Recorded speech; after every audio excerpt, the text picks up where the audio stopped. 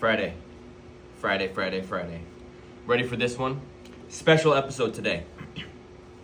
I'm going to keep this short and sweet, but I'm going to tell you a little story. And I'm going to give you useful advice. This is the number one way to spend 5 years and make no money. This is a good one. And it is about the power of staying in your lane. In my experience, getting out of my lane and departing from the niche that I knew in my wheelhouse that I truly understood, and deciding to go into a different realm of development in the construction and real estate industry, and how that bit me. How I wouldn't have changed anything at all.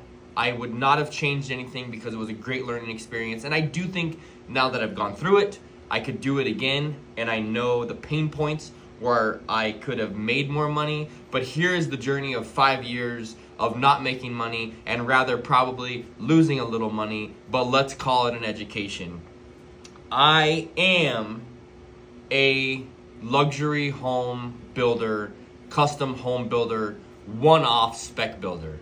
So what I do typically in my market or markets is buy a piece of raw land and or buy a home in a good neighborhood that is undersized but has a decent sized lot, and the comps in the neighborhood support a much higher value because it just, this home that I'm purchasing hasn't been built to the standards that the neighborhood has risen to.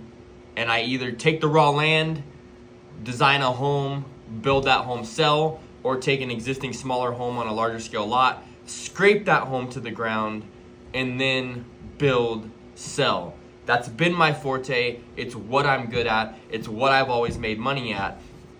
But the opportunity was brought to me to do a multi-home development. And it wasn't in my area. It was in Knoxville, Tennessee, which, if you know where I'm at, I'm on the West Coast. That's across the country.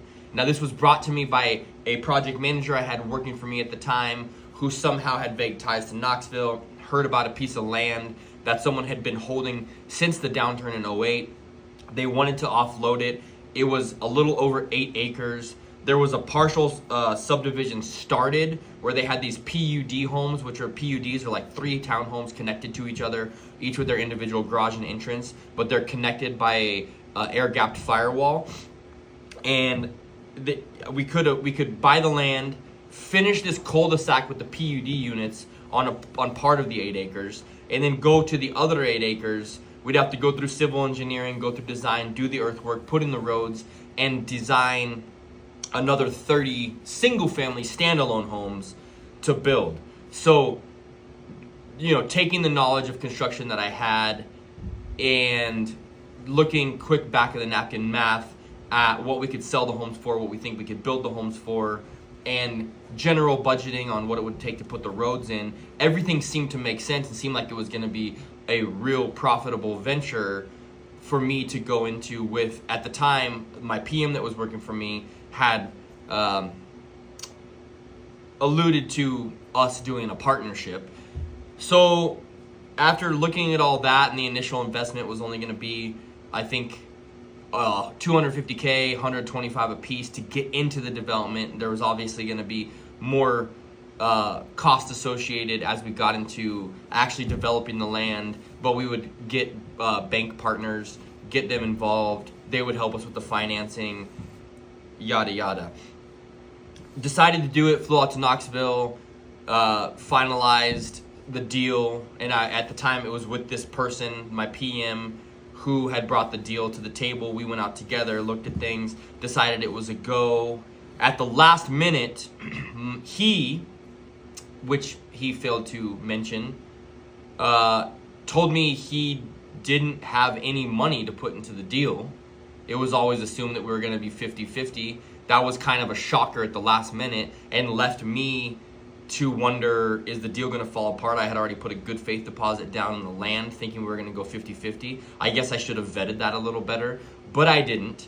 So at the last minute, he says he has no money to put in the deal. I said, well, we can't do a deal 50-50 if you have no money to put in the deal. why don't I just continue forward with the deal? I'll find another partner and I'll give you a little referral fee for bringing the deal to the table. He didn't love that because he wanted equity in the project. However, if you're not bringing much value and you have no capital, it's hard to get equity in a project. So I gave him a referral fee. I think it was 10 grand at the time for bringing the development, and started to scramble within the period. I had 90 days to close on the land, and started to scramble to see how I was going to either get the rest of the money to close myself or find a partner. What ended up happening is I was talking to my accountant casually about the scenario, and he jumped in and said, well, why don't I partner with you? Great, let's go. Partnership was formed. 50-50, me and my accountant actually dove in and decided to do this track, which between the PUD units and the single family homes was like a 50 track subdivision, or 50 home subdivision. It penciled out. It looked great. It looked like there was going to be like over $1 million in profit at the end of the day, at the end of all of this being done, after earthwork, after this, after that. Quickly found out going into it that unforeseen costs, and if, again, getting out of my wheelhouse, going into this new world, I didn't really know what the unforeseen costs were going to be. We had a contingency, obviously, to account a certain percentage of overage.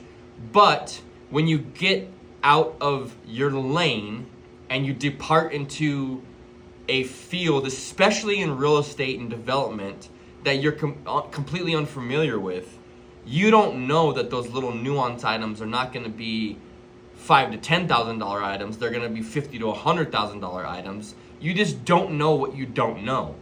So you're taking a big risk. However, we thought we could manage that. We've managed plenty of construction projects in our area of the country, and we know the variables that can come up. And if you're just looking at a large scale, it couldn't be that hard to account for those variables.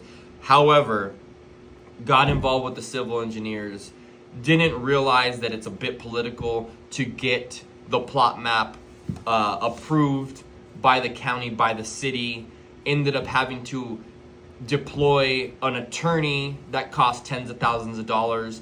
And essentially all this attorney did in the world of development, we kind of got into the realm of what happens behind the scenes. And what happens behind the scenes is there's an attorney who's a land use attorney that has a great relationship with people in the county and in the city. And you, in a nutshell, pay them to go in, shake hands, give smiles, wink, wink. This is what we need to do. I'm going to submit formally. Will you approve it? If we were to submit without the land use attorney and without their, quote, pull, our project would likely have a lot of red tape, red lines, and maybe not get approved. But if we use this intermediary land use attorney to bring us through the process, much more likely to get approved, if you hear what I'm saying. This is how the world works. So that was an unforeseen cost we didn't know. And once we got into the area, we realized we had to get this land use attorney to the tune of thousands of dollars, get them involved. They worked hand in hand with the civil engineer, putting the plot map together, going down to the county, talking to everybody. Finally got that approved. Then it came time to do earthwork. Now we had to put in this cul-de-sac, we had to put in the roads, the infrastructure, the drainage, utilities, etc. And then we had to do, for the other 30 homes in the rest of the 8 acres, a road system that ended in a T with 2 cul-de-sacs, fire hydrant, utilities, drainage pits, retention system, all the goodies in the roads, etc. Initially, our budget for that was like $600,000 to $800,000, which was a budget we received from the grading contractor. And, on that, we had a 10% contingency variable in case unforeseen things came up, which they do, or, we hit rock, or we had to drill, or whatever it may be. So that in the initial phase was $600,000 to $800,000. Now, day 3, we hit rock. And since we're on the other side of the country, every time one of these things would come up, it was like, well, do you want to come out and see it, or do you want it to just move forward? And it's unforeseen how long it'll take, so we have to do it T&M. So we can either do it at this T&M rate, and hopefully it's only going to cost $20,000, or you can come see it. We can make a different game plan. You could talk to the engineers. But if we were to take time, fly across the country, then also talk to the engineers, get them out there to consult on what they think we should do, redraw the plans. The problem is that costs us time. And at the time to do the earthwork, we had got a relationship with a bank formed. They were giving us money to do the earthwork, and every month we're paying interest on the money. So if we were to drag it out from a time basis, we're paying more interest. But if we were to not go to do investigatory work, it's unforeseen how much it's going to cost. We always jumped at, let's get aggressive over wasting time in trust that our grading contractor was going to give us the best price. That best price turned into multiple occasions of, I need to drill rock, $30,000 here, $50,000 there, $25,000 here. Rock was the bane of our existence in this scenario. And no amount of geotesting you could do could have told us there was this much rock, because you could geotest, and geotest is when they bore in the ground, see if there's rock and what kind of rock and how hard it's going to be to dig through. The problem is you can geotest 10 feet over there in one pile of dirt, and then 10 feet to this side, the soil's fine. So the geotesting kind of gives you an idea, but it doesn't really. So our 600 to 800K ended up turning into 1.5 to 1.8 million. There's a ton of profit out the door to get the roads finally done. Later, I found out from another big track home developer that what we did was we paid the stupid tax. The stupid tax is when you think you can go to another area of the country or another region from where you're at, and that you're going to go in and everyone's going to treat you as if you're one of the locals just because, hey, we all do business fair and square. No, they're going to see us at this time, we're California guys coming in to Knoxville, Tennessee to do a development. They're going to see dollar signs, and every chance they get, they're going to try to hold us over the barrel and profit as much as they can from every single change, to the tune of probably almost $1 million extra in the land development. So that changed the pro forma greatly. However, it still looked like there was light at the end of the tunnel when we got into building the homes. If we can keep our costs down, and in keeping our costs down, we can profit on each home. And when you look at scale and you have 50 homes to profit on, it makes a lot of sense. And it did make a lot of sense on the first 15 to 20 homes, because we had a builder we we had a builder we hired that was going to do the whole development. We had contracts on how much of a management fee he would get for each house, how much he would build each house for, and then moving on. But what inevitably happened is the creep of what we had contracted to build each house for, the scope crept. There was a little more work that had to be done on each house, to the tune of, originally we were going to build these houses for $220K. It ended up averaging out, we're building these houses for $250 to $280. The initial fee of $25K per house, and these are tract homes that were going to be built within like 4 to 6 months. They're quick. $25K per house ended up creeping up, and as the builder progressed, he understood that he was key to this development, so he wanted more of a management fee per house. So now our $25K per house and $220K budget, which is $245, turns out to being $250K to $280K per house, and then paying the builder $35K per house to $40K per house on top of that. So now our costs are in the low threes. And if you look at a development where you're in track home development, it's all about volume and what kind of margin you could pick up. So when your margin was going to be 220 plus 25 management fee, 245, and you're going to sell these homes for 360, and you're going to profit, 140K plus take away realtor fees per home, scale that over 50 homes, it's a pretty healthy profit. Obviously, you got to pay for the initial costs, you got to pay for the dirt work, and etc. But when those costs change dramatically, and now you're going to 320K per home and selling those for 360, take away realtor fees, and you're only making 30 to 40, maybe 50K per house times 50, your pro forma just changed from 140K per house at 50, which is going to be nearly, in the 5 millions in profit, to, wow, that dramatically shrunk. We're now looking at high ones, low 2 millions in profit. But by the time we pay for the upfront costs we had to put in, by the time we pay for all the infrastructure that's now 1.5 to 1.8, we pay off the bank loans and our partners, there's not much left at the end of the day. You don't know what you don't know. And if I would have stayed in my lane and did single family homes, which in a single family home you can profit 400 to 600K per house on a 14 to 18 month timeline, I would have been way better off than flying to Knoxville, Tennessee multiple times in a year to try to oversee a development where I really didn't have control because I was from out of town paying the stupid tax and paying way more than we needed to. Towards the end, just scrambling to get out.